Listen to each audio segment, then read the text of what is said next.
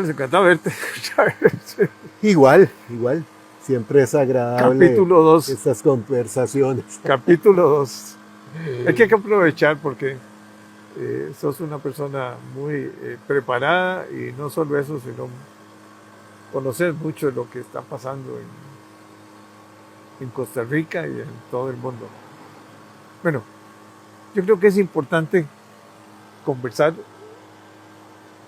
del enfrentamiento que estamos viviendo entre el Poder Ejecutivo, el sector privado, la Corte, el Tribunal Supremo de Elecciones, la Fiscalía, en fin, la Contraloría, no me quedó, las universidades, en fin, cuestionamientos que se hacen por parte del Poder Ejecutivo. Yo diría que algunos válidos, ¿verdad? El problema es simplemente que nuestro querido presidente no dialoga, o sea, sino que cada semana hace un nuevo cuestionamiento, una vehemencia preocupante, ¿verdad? Parece como que estuviera en campaña política y no se puede. Y un poco creo que es importante que hablemos de cada institución, ¿verdad? Un Tribunal Supremo de Elecciones, que es la garantía del voto en unas elecciones. O sea, es que estamos hablando de la institución más importante para una democracia. Sí. Mira, yo creo, Jorge, primero hay que tener en cuenta que hay una tendencia mundial a ese cuestionamiento de la división de poderes y una búsqueda de concentración del poder en el Ejecutivo que instrumentaliza los otros poderes y se le ha denominado por especialistas como el autoritarismo competitivo. O sea, no es dar golpes de Estado como en el siglo pasado en América Latina, sino utilizando los mecanismos democráticos, establecer un sistema de corte. Y los nuevos medios de comunicación, porque sí, ahora, no, claro, por eso. Esto de las redes es algo pavoroso, ¿verdad? Sí, ese es un factor clave. Cambió mucho, hay que aprender a manejarlas. Claro. Ahora, en el autoritarismo competitivo, el asunto es que se recurre precisamente a los mecanismos democráticos, primero para acceder al poder, desmantelando el sistema de partidos políticos y convirtiendo a los partidos políticos en simples agrupaciones electorales, ni siquiera político-electorales. Taxis, casi. Sí, en taxis, en donde uno puede alquilar el taxi para que lo lleve al trabajo, pero otra persona lo puede alquilar para cometer un delito sin que el taxista tenga responsabilidad en el asunto, ¿verdad? O sea, entonces ya no son mecanismos político-electorales, sino simplemente mecanismos electorales. Y eso lo podemos ver en una gran cantidad de países alrededor del mundo. Y los casos más recientes es el intento de Bolsonaro en Brasil, teniendo sentencias, teniendo una advertencia de que no puede competir por puestos de elección popular, organizar una campaña electoral en Río de Janeiro y decir que si él no participa, la democracia brasileña murió. Ese es un factor importante. El otro factor es que estuvimos muy acostumbrados, y Costa Rica es quizás un buen ejemplo, a pensar que la democracia no había que darle cuidado, no había que chinearla, sino que la democracia era sólida por sí misma. Cuando las instituciones políticas, las instituciones públicas, hay que modernizarlas. Hay que removerlas, hay que darles un nuevo, sí. un reset. Sí, y luego ya desde la década de 1980 se hablaba en Costa Rica del desencanto con la democracia. O sea, que la democracia no satisfacía las necesidades de toda la población. Y luego viene el desencanto con la política, en el sentido de que, ¿para qué voy a ir a votar si esto no va a resolver en nada? Y por eso vimos el abstencionismo.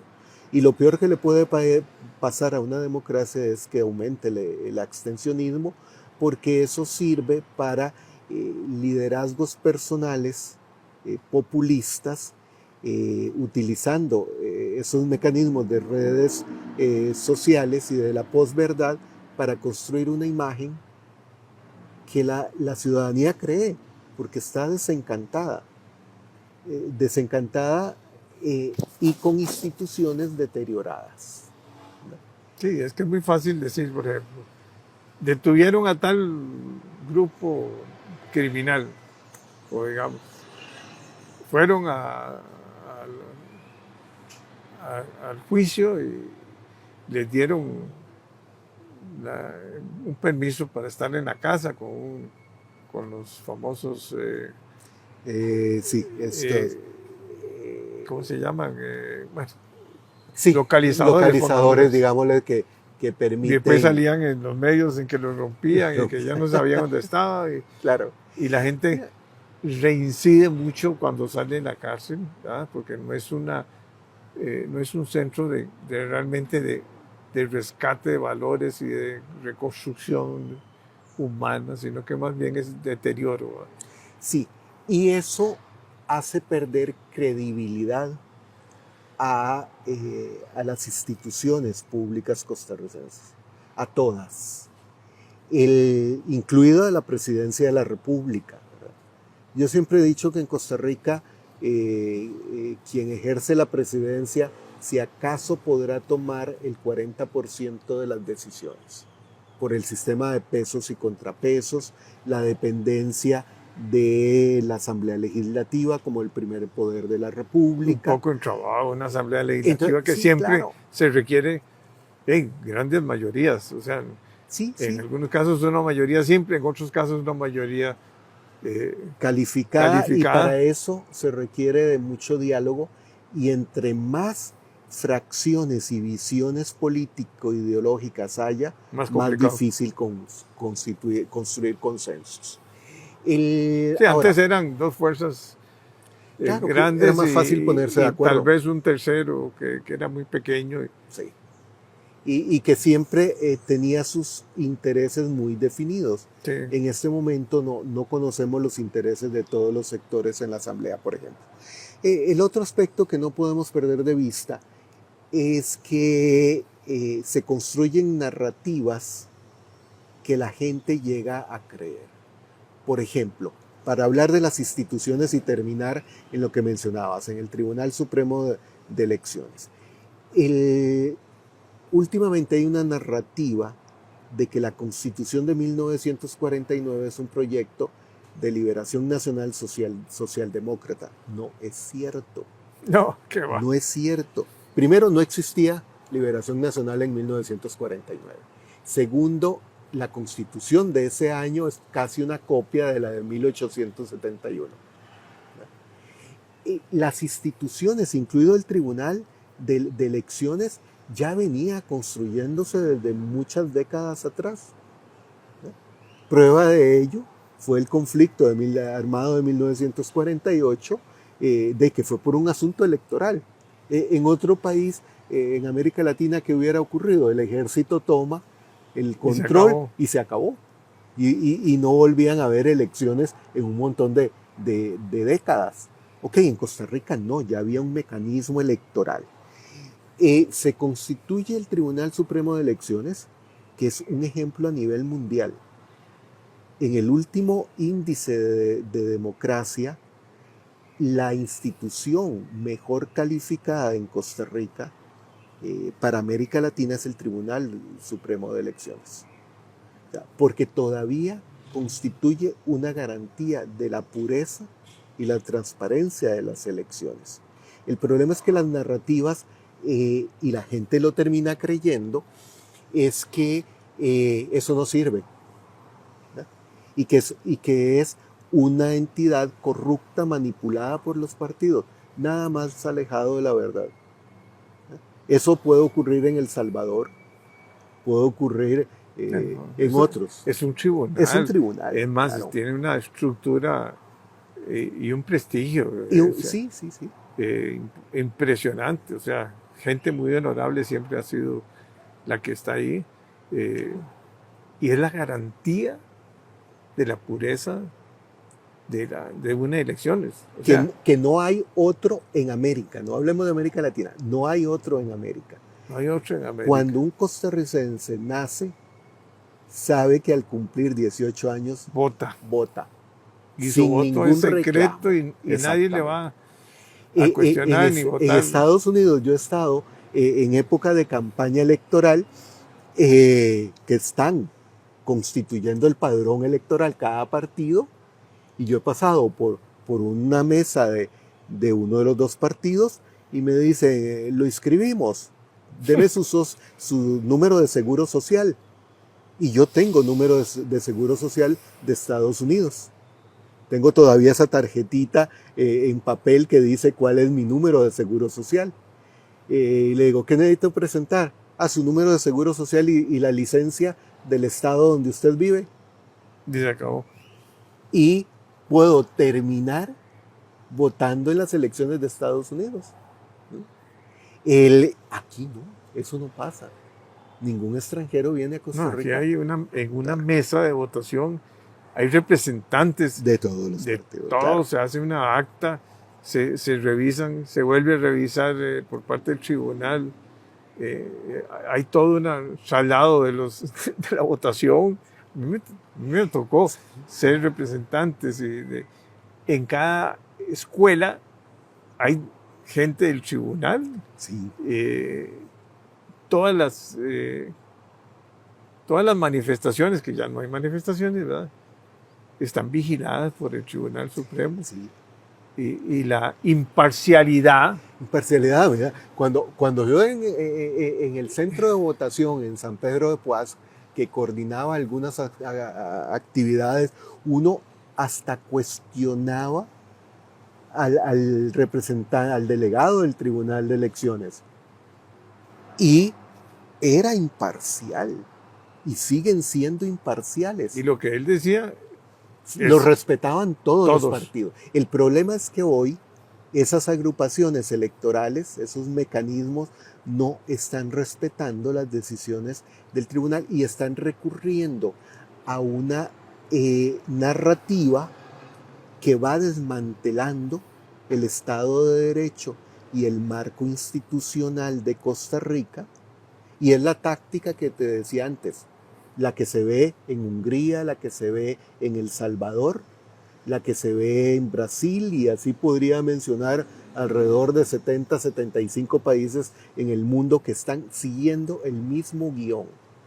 Primero es atacar a la institucionalidad, y va por etapas. Y es el equilibrio de una democracia. O sea, es que yo no veo cómo administrar recursos públicos sin la presencia de la Contraloría en ciertos tamaños de ¿cómo se llama?, de licitaciones donde se va a adquirir un bien que tiene mucha plata. Claro, yo estoy de acuerdo de que hay que darle una removida para que las cosas se muevan. Grande. Mira, y eso es la transformación del Estado, y en eso, pero para eso se necesita gran diálogo. Un gran diálogo, y hemos postergado muchas cosas, y entonces ya no hay que extirpar el pequeño tumor, sino que ha crecido demasiado y hay que modernizarlo. Taiwán tuvo una genialidad que fue constituir como quinto poder, el poder contralor. O sea, la supervisión. Pero no vayamos muy lejos. En el centro de investigación que yo dirijo en la Universidad de Costa Rica, a mí me recuerdan periódicamente que debo estar al tanto de ciertos trámites, porque la Contraloría, si descubre algo que hizo la universidad y descubren que yo fui La Contraloría a juicio. exactamente, va a presentarme el caso en contra mío por no haber seguido los principios de una sana gestión contralora de los recursos. No es en los megaproyectos, la Contraloría va hasta esas acciones. En el sector de gobiernos locales, ¿cuánto ha logrado la Contraloría de la República descubrir malos manejos de las alcaldías y de los consejos municipales? Pero entonces la narrativa va sumando. Y de los consejos también de las escuelas y colegios. Sí. En fin, la Contraloría lógicamente tiene muchos campos de acción, o sea, muchos frentes, digámosle así. Tiene que tener las auditorías de cada institución, debe tener muy claro cuál es el mecanismo. Yo sí creo que definitivamente nos hemos entrabado mucho porque hay una burocracia, sí. Algo espantoso. O sea, uno tiene para poder comprar cualquier cosa, ponerse casi a llorar, ¿verdad? Mira, te digo, a veces uno dice, ay, necesito comprar una licencia de software porque nos surge en el centro de investigación. Yo le pido al informático que me averigüe, me dice la licencia cuesta tanto, pero yo no la puedo comprar. Tengo que pasar por los procesos universitarios, ir a SICOP y al final cuesta el doble la licencia. Y tardan 3-4 meses en completar el proceso. Entonces, muchas veces cuando llega, ya la urgencia ha pasado. Entonces, ya requerís otro tipo de software. Otro tipo, porque a como vamos, las cosas cambian muy rápido. Entonces, ¿por qué es esta crisis? Y la población tiene razón de cuestionar muchas cosas, pero no todo es corrupción. El problema es que se han ido entrabando por falta de modernización muchas de las instituciones. Pero ahora con la inteligencia artificial podría la Contraloría simplificar casi mucho porque esta inteligencia artificial está incorporándose en todo lado. En todo, es cuestión de saber manejar. Ahora vi, por ejemplo, unos exámenes para hacerte un control médico que lo hacen en una oficina ahí. No hay médicos. Es una máquina, es una computadora que te va haciendo todas las... Y después se va a un centro médico, donde el centro médico ya hace el reporte, y eso va a la nube, y eso es parte del famoso expediente médico, ¿eh? Y el mundo cambió. O sea, ya esa persona que te contestaba el teléfono no es a lo mejor una persona, posiblemente es... Sí, claro. Lo que pasa es que no puedes insertar el uso de la inteligencia artificial en una institución en donde las cosas siguen operando en el siglo pasado, muy atrás del siglo pasado. Bueno, y ese es la gran angustia de una persona que nunca había estado en el sector público, ¿eh? Esos que no tenía experiencia. Bueno, había estado, pero un periodo muy corto, pues estaba acostumbrado a otra burocracia, bueno, que una burocracia de un banco también internacional, que no deja de ser una burocracia también monstruosa, porque esto de las burocracias está en todos los... Sí, la burocracia, decía Max Weber, si se sabe utilizar y administrar, es un recurso muy valioso. El problema es cuando la burocracia entra en un cierre y bloquea más bien las cosas. Lo que pasa es que mucha gente en Costa Rica lo apoya. La mano dura no es la solución para el problema de Costa Rica, porque este sigue siendo un Estado de Derecho con una institucionalidad obsoleta, pero todavía muy sólida y con un gran capital político, que es lo que permite que este país siga siendo una democracia reconocida en el mundo. Ahora, ¿hay que cambiarla? Yo creo que sí, pero el cambio no entra a través del empoderamiento de algunos de los cuatro poderes de la República, porque cada uno tiene sus funciones de acuerdo a la Constitución. Y de paso aprovecho, mucha gente habla de la urgencia de cambiar la Constitución. Lo que están planteando requiere de una asamblea constituyente, no se hace en la Asamblea Legislativa. No. No se puede reformar integralmente la Constitución desde la Asamblea Legislativa. Eso significa convocar a una Asamblea Constituyente.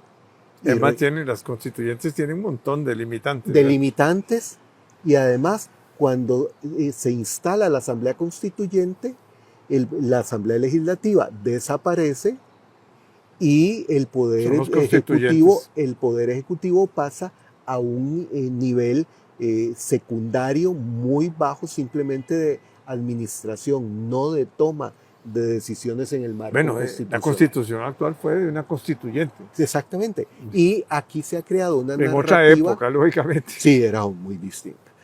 Se ha creado una narrativa en donde la gente, el ciudadano y la ciudadana común no tiene por qué saber las complejidades del derecho constitucional y de la operación de una asamblea constituyente.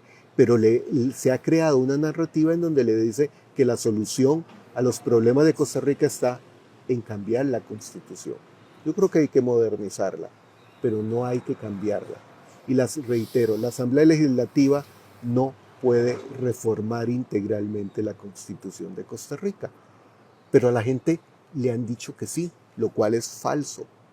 Entonces, en realidad estamos en una coyuntura muy peligrosa para el futuro de Costa Rica. Hay muchas narrativas, hay mucha posverdad, hay mucha falta de verdad de sentarse y dialogar.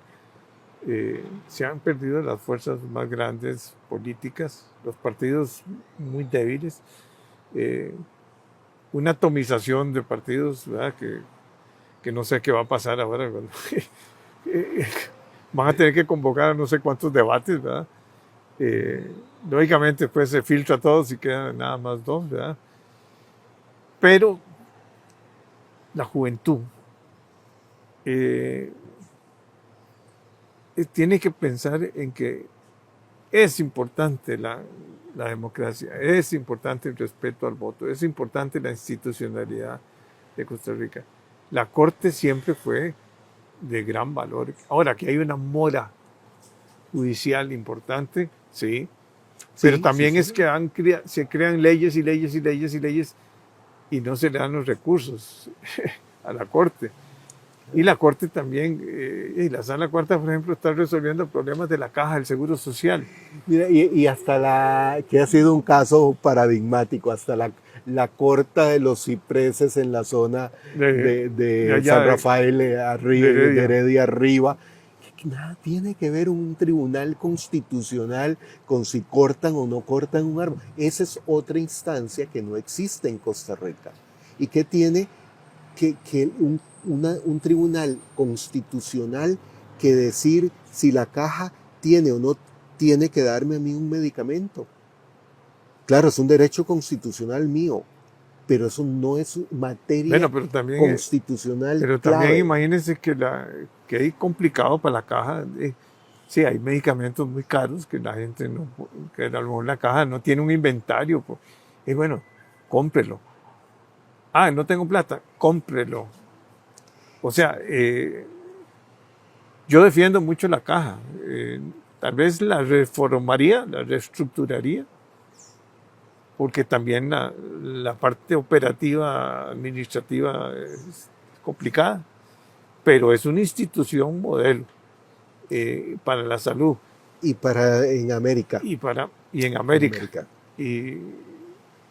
Lo que pasa es que la caja, Jorge, yo estoy en la comisión de reforma de pensiones de la Superintendencia de Pensiones. El problema en parte de la caja es que hay 3 grandes áreas que la integraron en una institución que la volvió un monstruo. Y Administrativamente es un monstruo. no puede pensar entre esas cosas No, distintas. porque, por ejemplo, la gerencia de pensiones tiene una función muy Puntual. concreta, muy puntual, pero a la vez recibe fondos que debe trasladar a operadoras de pensiones, a otras instituciones. ¿Ya? Pero la caja como tal, su Sí, principal una función, cosa es la salud, exacto, otra ese cosa es el la punto. pensión. Claro. Y después toda esa parte de la parte, digamos, más de producción de medicamentos, de otra serie de servicios. Entonces requiere una reforma. Pero yo creo que de las grandes instituciones, y ahí coincido con vos, de este país, es la Caja del Seguro. Sin ella, muchos no estaríamos vivos. No. Esa es la verdad.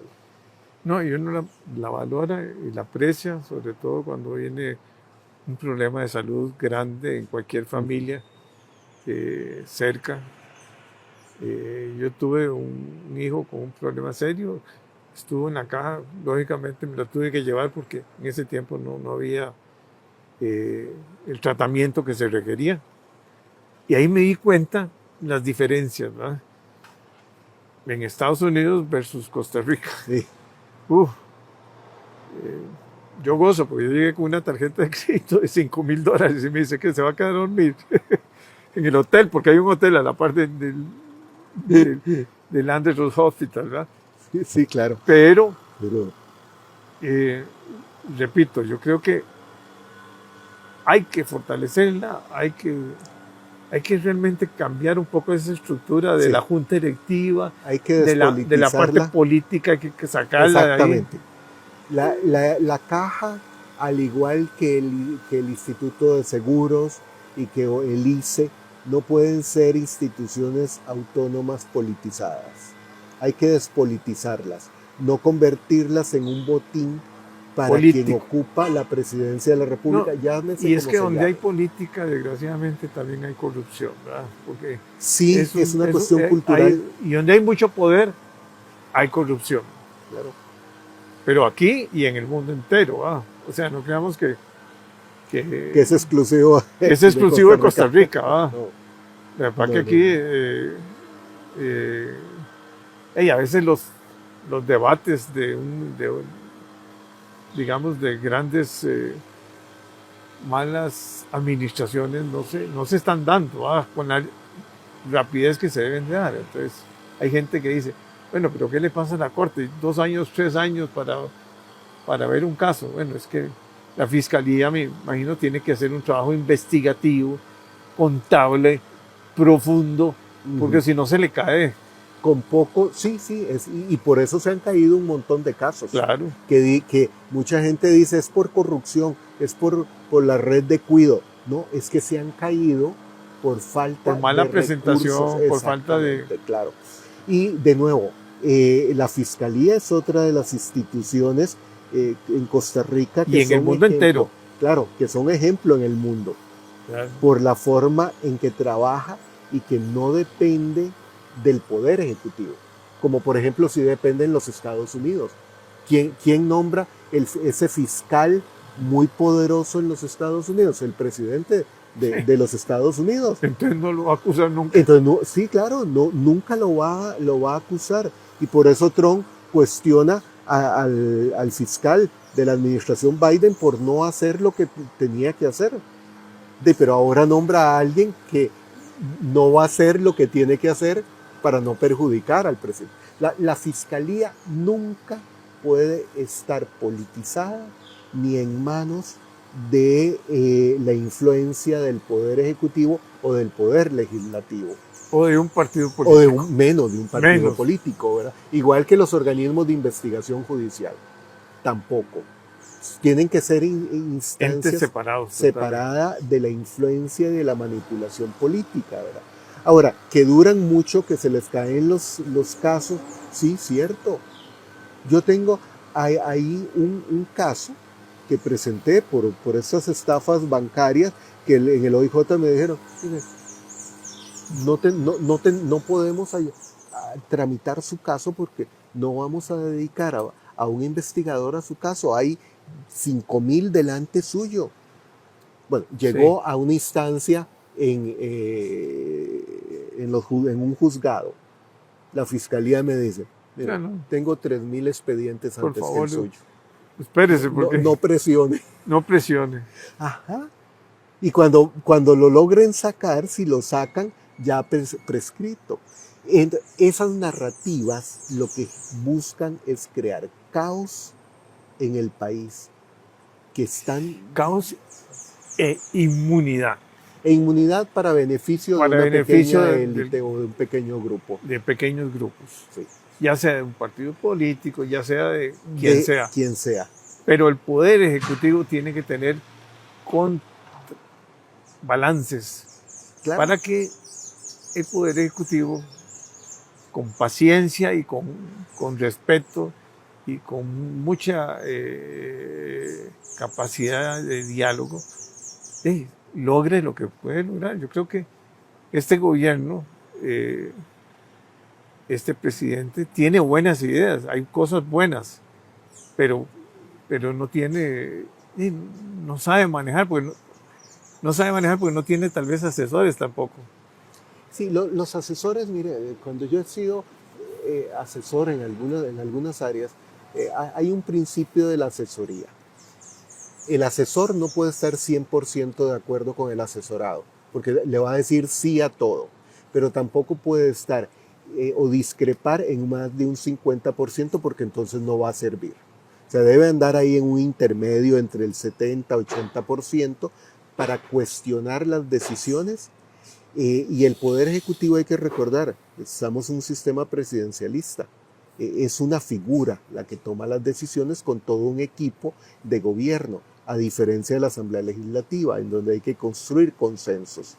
Y nos hemos vuelto muy difíciles para la construcción de consensos en este país. Pero no se vale construir narrativas negativas sobre cosas falsas para beneficio de intereses Hay particulares. miles de proyectos que el señor presidente puede haber sacado, como la ciudad, estado, en la ciudad, gobierno, perdón, como las marinas, como un montón de proyectos que son proyectos nacionales, que ya venían de por sí estructurados. Pero se cambia el rumbo. La ciudad gobierno, recuerdo, estaba muy joven, recuerdo que... y se habla de ahorros. De ahorro. Pero ¿cuál ahorro? Cuando paguen los intereses del préstamo, se comienza a ahorrar. Hay que ver si hay ahorro. Claro. Pero recordemos que en la administración Figueres Ferrer de 1970 ya se hablaba del proyecto de ciudad gobierno. El Salvador construyó la ciudad gobierno y aquí lo más es que se ha colocado una primera piedra de ciudad gobierno. Habría que ir a buscarla. Y se han votado algunas. Y se han votado casas. Claro, pero no es un proyecto de ahora, es un proyecto de hace 40 años que urgía. En aquel entonces urgía, cuando estaba la casa presidencial diagonal a la Asamblea Legislativa. Y ahora las necesidades son distintas, ¿verdad? Sí, muy distintas. Porque la gente no trabaja un día, por lo menos a la semana en la casa. Entonces, para bajar un poquito la movilidad y el desastre de tránsito. Pero bueno, yo creo que podemos seguir aquí toda la mañana conversando. Todo el pero día. Todo el día. Pero me encanta que hayas venido. No, con gusto. Y espero verte en unos 15 días, porque yo creo que no puedo dejar que se vaya mucho tiempo, porque además Trump es noticia todos los días. Todos. Y el presidente nuestro también es noticia todos los miércoles. Así es. Muchas gracias. No, con gusto. Muy amable.